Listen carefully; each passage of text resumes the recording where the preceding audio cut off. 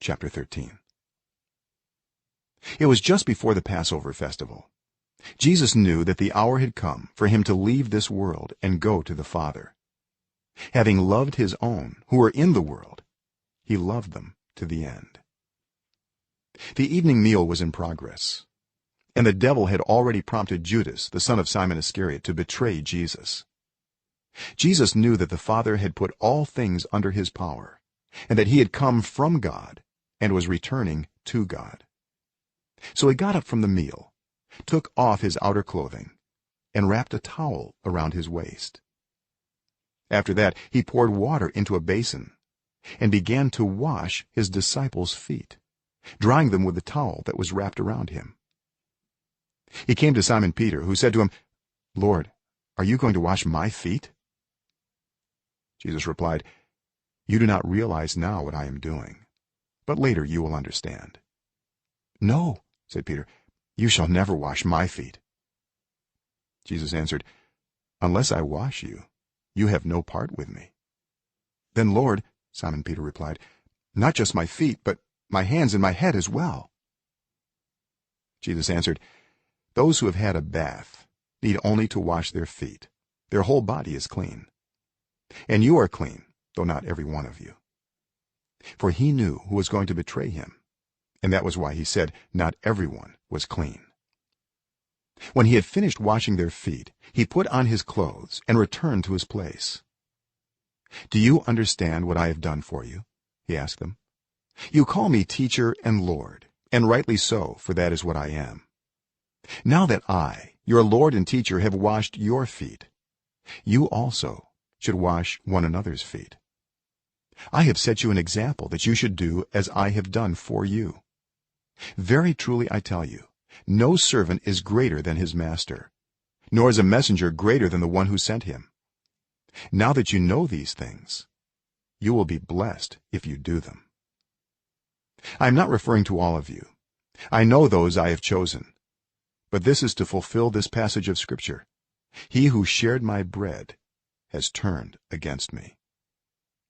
I am telling you now before it happens, so that when it does happen, you will believe that I am who I am.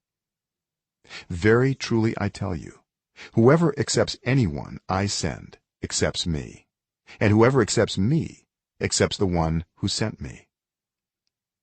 After he had said this, Jesus was troubled in spirit and testified, "Very truly I tell you, one of you is going to betray me." His disciples stared at one another, at a loss to know which of them he meant. One of them, the disciple whom Jesus loved, was reclining next to him. Simon Peter motioned to this disciple and said, "Ask him which one he means."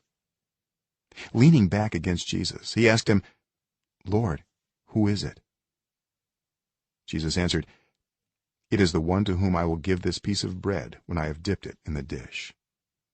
Then, dipping the piece of bread, he gave it to Judas, the son of Simon Iscariot. As soon as Judas took the bread, Satan entered into him. So Jesus told him, "What you are about to do, do quickly."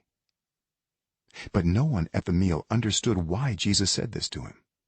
Since Judas had charge of the money, some thought Jesus was telling him to buy what was needed for the festival, or to give something to the poor.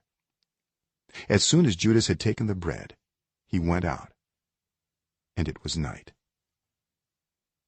When he was gone, Jesus said, "Now the Son of Man is glorified, and God is glorified in him.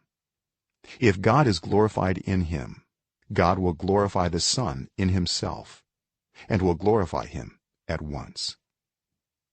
My children, I will be with you only a little longer. You will look for me, and just as I told the Jews, so I tell you now: where I am going, you cannot come. A new command I give you: love one another. As I have loved you, so you must love one another. By this everyone will know that you are my disciples, if you love one another." Simon Peter asked him, "Lord, where are you going?"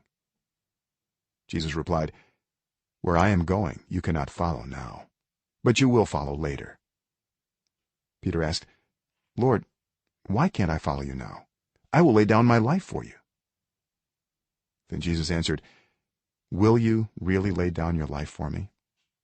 Very truly I tell you, before the rooster crows, you will disown me 3 times."